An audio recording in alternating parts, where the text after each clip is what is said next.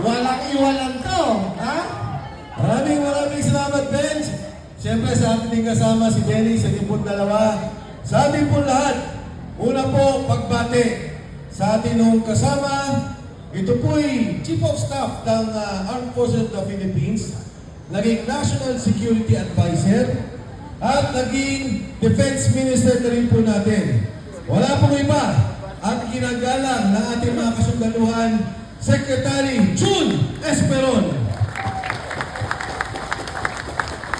Kasama rin po natin isang general, hindi lang po isang general, isa rin pong abogado. Ang ating pong kasama, Attorney Garcia, Virgil Garcia. Nako, ito mukhang artista. Ang ating pong PDP, NCR Chairperson, Chairman ng Education Committee, Ma'am Penny Belmonte.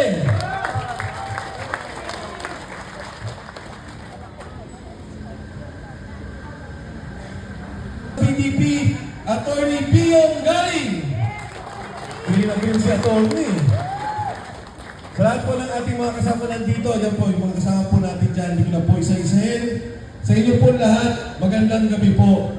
Tayo po ay nagsama-sama at nagtipon-tipon ngayong gabi upang kilalanin ang isang magaling na Pilipino, magaling na pinuno at presidente ng ating bansa.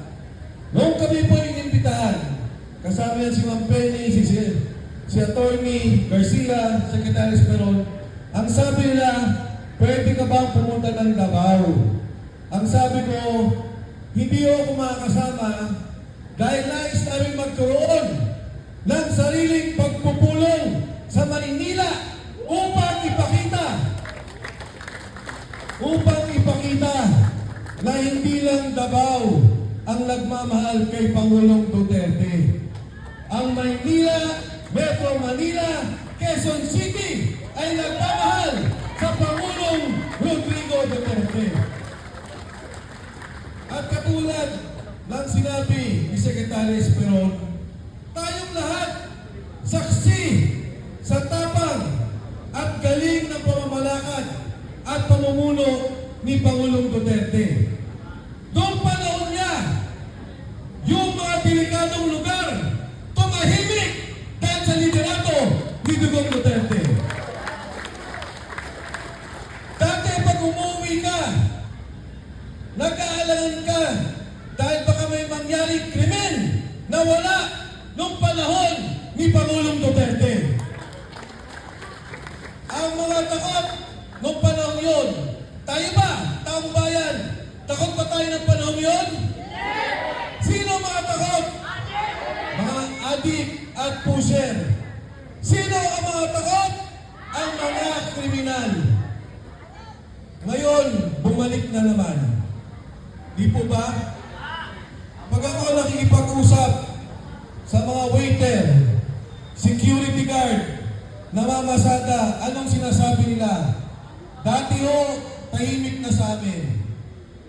Noong panahon ni Duterte, na wala pong inuman sa kalye, hindi po kami nangangamba umuwi ng madaling araw. Pero ngayon, sir, sabi nila, bumalik na naman. Bumalik na naman ang sitwasyon na ayaw nila. Meron nga po lumapit sa akin. Babae, nagtitinda, tindera. Niyakap pa ako. Ang sabi, sir, ituloy mo lang yung ginagawa mo. Suportado ka namin. Ang sabi ko sa kanya, ikaw ba sa lugar mo, bumalik ang mga adik? Ang sabi niya, opo, ang dami na namang zombie sa lugar namin. Alam niyo ho, nagulat ako ang kwento niya. Noong panahon ni Duterte, pinakulong ko yung tatay ko. Sabi ko, pinakulong mo? Eh bakit hindi natakot? Bakit? Ikaw ang isuportado mong pamulo. Ang sagot po niya, kesa po siya mamatay, isinuko ko siya. At nung po nakakulong siya, huminto ang droga sa aming lugar, pati siya humunto sa pagiging adik. Sabi ko, nakalawas na ba ang tatay mo? Opo. Ano na? Kamusta na siya? Ngayon no, lumala na naman. Bumalik sa droga. At ang dami na naman sa lugar namin, puro adik. Ito, magugulat kayo. Sa aming pong kumpanya, nung panahon ni Duterte, nag-testing sa droga. Wala. Nagpositibo. Merong isa, dalawa nagpositibo, natanggal sa pwesto. Dahil yun ang usapan. Yun ang kontrata nila na hindi pwedeng gumagamit ng droga. Ngayon no, kailan lamang nagkaroon ng testing. Nagulat ako, 20 ang positibo sa aming kumpanya. Pero dito kayo magugulat. Pagdating ng krame, confirmation, binabaan ang level ng sabu sa dugo. Kaya lahat pumasa na naman. Iba ang ginawa ng krame doon sa level ng sabu sa iyong dugo na kahit ka positibo sa sabu ay pwede kang pumasa sa confirmation. Kaya mga yan ang sinasabi nila na kumunti ang adik ngayon dahil itinaas na nila ang level ng pagiging adik. Bakit din hindi nila itataas? Dahil ang Pangulo natin mismo ay kanina po ang nagsabi niya.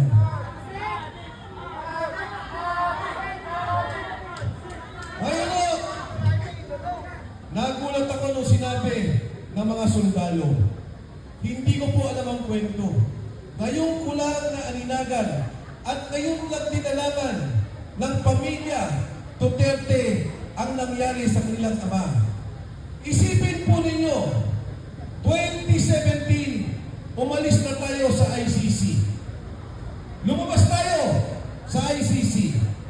Sinimulan ang investigasyon kay Duterte 2023. Halos 5-6 na taon nang nawala na siya sa posisyon at wala na tayo sa ICC. Ano ang ginawa nila? Ang sabi ng mga sundalo, nagdadala po kami ng pera. Kami ang sumusundo, kami ang nagsisecure, at kami rin, ito ho ang pinakamasama, ang nagdadala ng witness. Doon kami sa lugar, sa bahay ni Saldico, sa Raffles, Makati, at pumupunta rin kami sa Midas Hotel. Dinadala ang mga witness laban kay Pangulong Duterte. Ang ibig sabihin, umpisa pa lang, ginawa na ng kwento, ginawa na ng investigasyon para talagang makulong at madampot ang Pangulong Rodrigo Duterte. Hindi independent, hindi patas, nagagawa ka ng investigasyon kung hindi nagdala ka mismo na magtuturo kay Pangulong Duterte. Di ba ho, ang kwento nila, $2 million nag-deliver po kami. Nagdi-deliver kami ng pera kay Senator Trillanes. Siya ang nagdadala ng witness sa Midas at doon sa Raffles. Kailan ka naman nakakita na yung tao walang krimen, kukuha ka ng mga testigo, idudugtong-dugtong mo ang storya. Para ano? Para matanggal at madampot ang Pangulong Duterte. Alisin siya sa Pilipinas, dalhin sa malayo, at doon litisin ang kanyang pagkakasala o ang kanyang krimen na kanilang sinasabi. Pero mga kasama, katulad ng sinabi ni Atty. Garcia, ang ICC ang pinakahuli na korte na pupuntahan ng bawat bansa. Pag gumagana ang korte, merong gobyerno, hindi mo kailangan ilabas kung sino man, maging Pilipino o anuman ang kanyang nasyonalidad. Dito ba sa atin, gumagana ba ang korte? May hukom ba tayo? May Korte Suprema ba? Alam niyo mga kasama, si Pangulong Erap nagkaroon ng kaso dito nilitis sa Pilipinas. Ikinulong diyan po sa veterans. Nang panahon ng Pangulong Glory Macapagal Arroyo, nagkaroon din siya ng kaso. Alam niyo, yung kay Erap, 4 billion pesos. Yung Pangulong GMA, 50 million pesos. Ikinulong sa veterans. Dito nilitis si Erap na convict, pinardon ni Gloria Macapagal Arroyo. Si GMA, absuelto at lumabas sa kulungan sa veterans.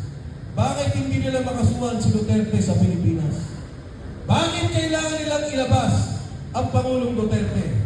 Kung may kaso at may ebidensya sila, bakit nila kailangan ilabas ang Pangulo at hindi dito litisin sa korte, sa batas ng Pilipino, korte ng Pilipinas, sa lupa ng ating Republika ng Pilipinas? Alam niyo, huwag naman sana mangyari ang Pangulo ay mawala. 81 taong gulang na siya. Huwag naman sana na talagang manghina na ang Pangulong Duterte. Marami ho siyang kaibigan. Nakasama ko rin po siya sa Kongreso. Anong June Esperon kasama siya? Ang sinasabi, baka ang ikasama ng kalusugan ng Pangulong Duterte ay wala siyang makausap. Dahil ang taong yan, parating gusto daw maraming kasama, maraming kakwentuhan, maraming kalokohan, kabiruan. Ngayon o, mag-isa. Kumakain mag-isa, walang alalay, at mahina na ang Pangulong Duterte. At akin po naalala sa ating kasaysayan, si Aguinaldo, isang napakagaling na bayani, kinikilala ng ating bansa. Pero dahil sa kasaysayan natin, na ipinapatay niya si Bonifacio, hanggang ngayon hindi siya mapatawad ng kasaysayan. Eh itong nakaupong Pangulo natin, hindi naman natin kinikilalang bayani. Pinakulong ang isang napakagaling na leader at mamamatay sa dayuang bansa. Makikilala siya hindi lamang sa isang presidente na walang ginawa, nagnakaw, kundi presidente traitor sa kanyang sariling bansa. Traitor sa Pilipino. Si Sara Duterte ho, tumada naman sa impeachment. Pinagtutulungan ang pamilya nila. Inilayo ang Pangulong Duterte para wala siya dito ang kanyang anak na siguradong mananalo bilang Pangulo ng Republika ng Pilipinas.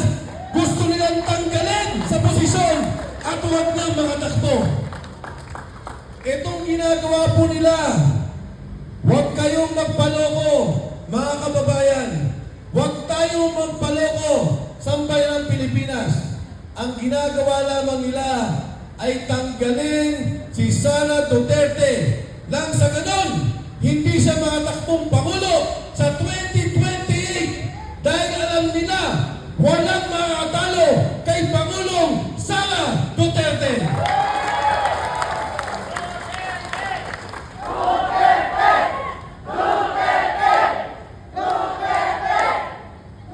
Yung pong pinag-uusapan kay Sara Duterte, ang sabi nila, COA, Commission on Audit, unliquidated funds. Kami ni Secretary Esperon, nagkabinete. Dumadaan po kami sa ganyan. Kung minsan, may ginastos ang departamento mo, kailangan mong ayusin ang liquidation. Totoo po yan. Pero may sinabi bang korupsyon? Wala. May sinabi bang ninakaw? Wala. Pero, eto ho, ipapantay ko yung usapin na ginagawa nila. Ang unliquidated kay VP Sara Duterte ay 75 billion pesos. 75 na lang ang kailangan niyang ayusin. Yung dokumento para ayos na sa COA. Aprobado na ang COA. Magugulat kayo, Department of Agriculture, unliquidated, disallowed. Disallowed na po ha. Hindi pa unliquidated. Disallowed. 8 billion pesos. May investigasyon ba? Wala. Pagkano sa DSWD, yung mga nagbibigay ng AIX, tupad, unliquidated, disallowed, 10.5 billion pesos. May investigasyon ba? May ginagawa ba Kongreso? Sa DPWH, magkano ang unliquidated? 17 billion pesos. May ginawa ba Kongreso? May ginawa ba Senado? May impeachment ba? Wala.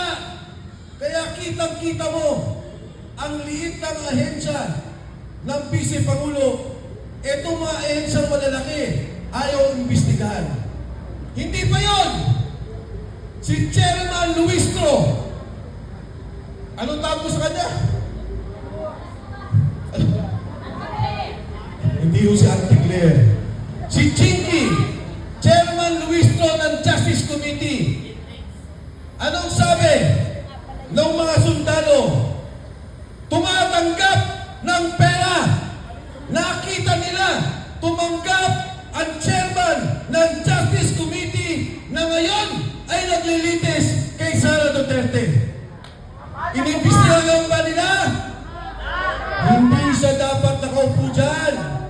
Dapat umalis siya dyan bilang chairman ng Justice Committee. Dahil bakit? Ang sabi ng saligang batas, pantay-pantay at dapat patas ang pagtingin ng mga korte.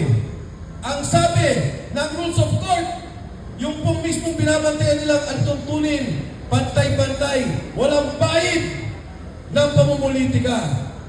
Ngayon o, anong sabi ng 18 Marines? Ang delivery, 3 beses isang linggo, magmula 2022 hanggang 2025. Magkano per delivery? 500 billion pesos hanggang 4 billion pesos. Sa isang buwan, sa isang linggo lang, ilagay na lang natin na 1 bilyon. Ang delivery ni Santico kay President Bongbong Marcos, kay Speaker Martin Romualdez, 3 bilyon kada linggo. 12 billion a month, 12 bilyon. May investigasyon ba? Meron pa silang pinatawag sa Blue Ribbon Committee? Pinatawag pa ng Kongreso? Wala. Bakit ganito ang klase ng sitwasyon ng ating bansa? Bakit ganito ang nangyayari sa Kongreso? Ayaw mag-imbestiga, pero pag si Inday Sara na napakaliit, grabe ang tutok nila. Yung bilyon-bilyon na bigayan, ayaw nilang tingnan. Pagdating sa Blue Ribbon, sa Senado, ayaw ipatawag ng mga sundalo. Ayaw nilang alamin ang bilyon-bilyon na delivery. Ang pera pong yan ay buwis ninyo.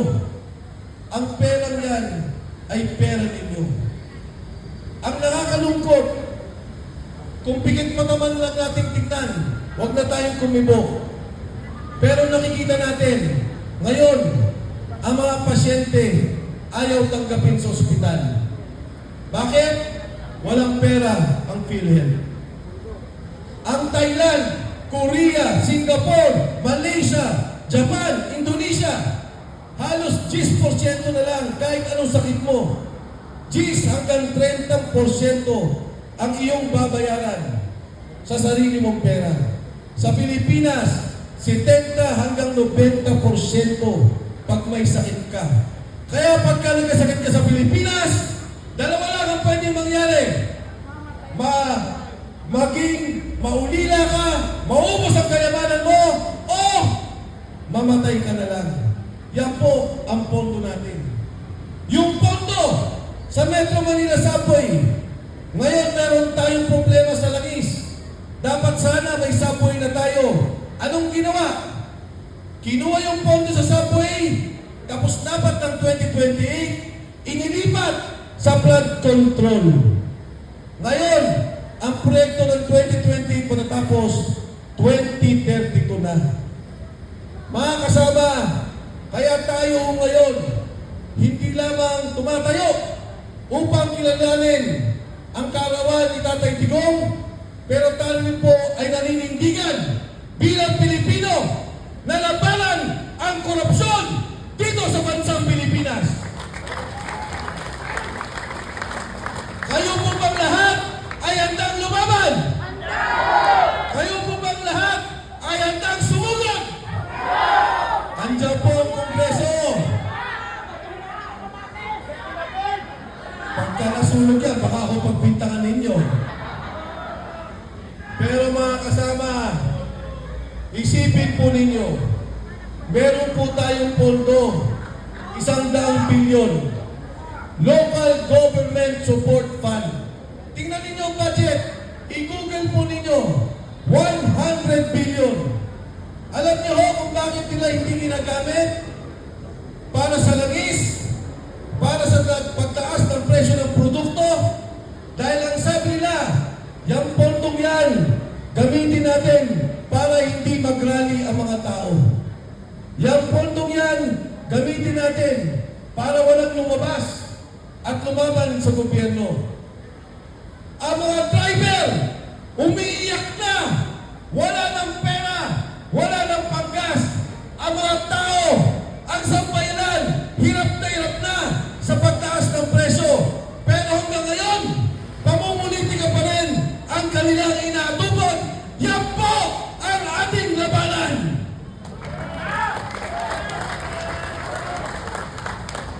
Sa inyo po lahat, hindi ito ang huli nating pagkikita. Hindi ito ang huling